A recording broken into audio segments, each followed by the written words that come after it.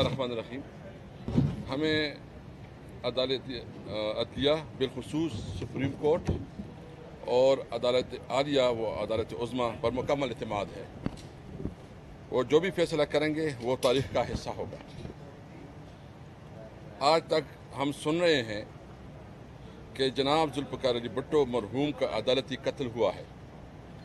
मैं इस बारे में भी कुछ नहीं कहना चाहता और बात पर कभी यकीन है इस बात पे कि इस तरह का फैसला दोबारा नहीं होगा। सुप्रीम कोर्ट अदालत उज़्मा का फैसला जो कि स्पीकर और डिप्टी स्पीकर रूलिंग और पॉइंट ऑफ आर्डर पर दिया गया, इसकी नज़रसानी कुछ दायर हो चुकी है और अब मेरी तरफ से बतौर स्पीकर दायर हो चुकी है।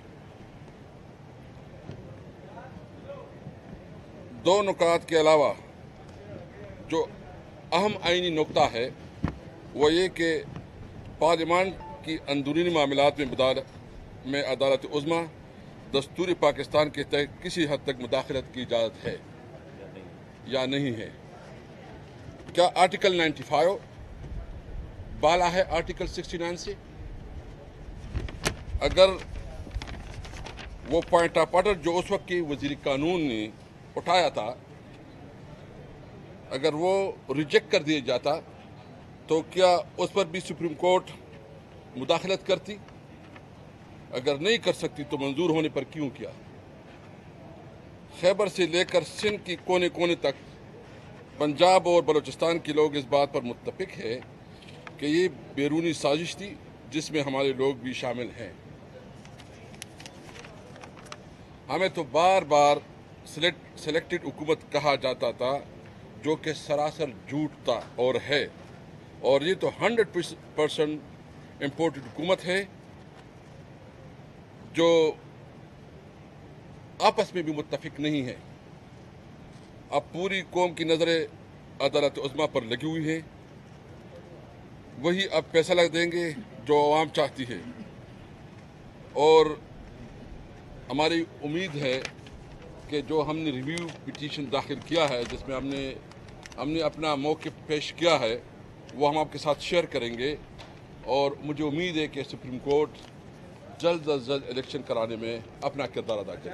कैसे सर ये बताएंगे, आपके अपने attorney general barrister Khalid Javed ने सुप्रीम कोर्ट में ये कहा था कि वो गद्दारी के इल्ज़ामात से इत्तफाक नहीं करते और ये इल्ज़ामात गलत हैं और वो इसका दिफा नहीं कर सकते, तो फिर ये गद्दारी के इल्ज़ामात की बुनियाद पर डिप्टी स्पीकर ये रूलिंग कैसे दे सकते हैं?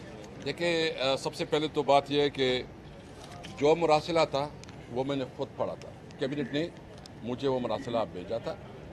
मैं खुद इस बात पे कन्विंस हूँ और मुझे जब मैंने वो मरासिला पढ़ा तो तब मैंने माइंड मेकअप किया कि इस सूरत हाल में मैं असम्बली का कस्टोडियन नहीं रख सकता, क्योंकि उस वक्त हमारे पास अंदाज़ा था कि जो हमारे लोग उधर चले गए थे, हमारे पास वो हाज़िरी नहीं थी कि हम जो है ना मज़ीद वहाँ रहते।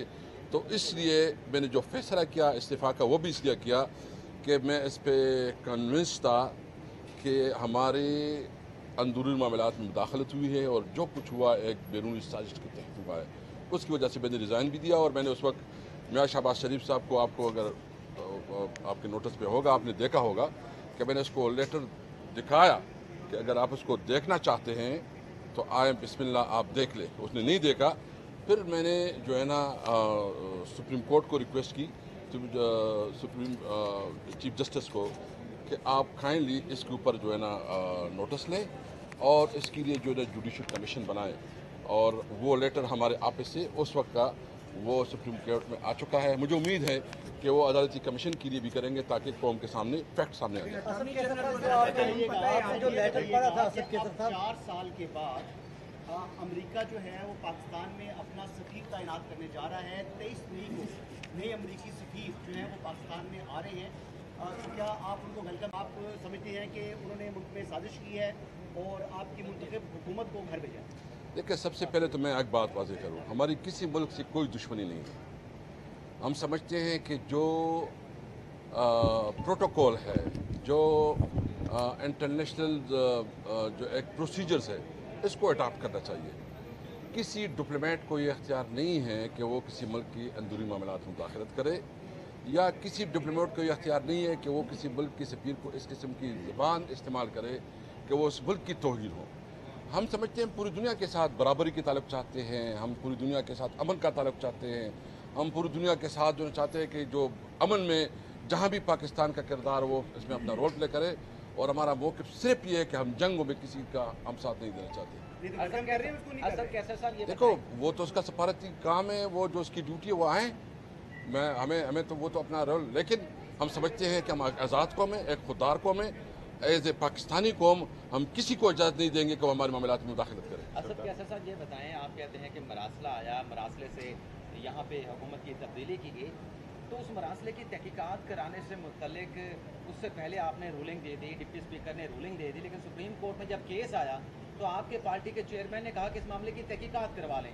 یعنی آپ کے چیئرمین بھی اس معاملے کی حقیقت اور صداقت کے حوالے سے یقین نہیں رکھتے تھے, تبھی سپریم کورٹ سے کہا تحقیقات کر لیں.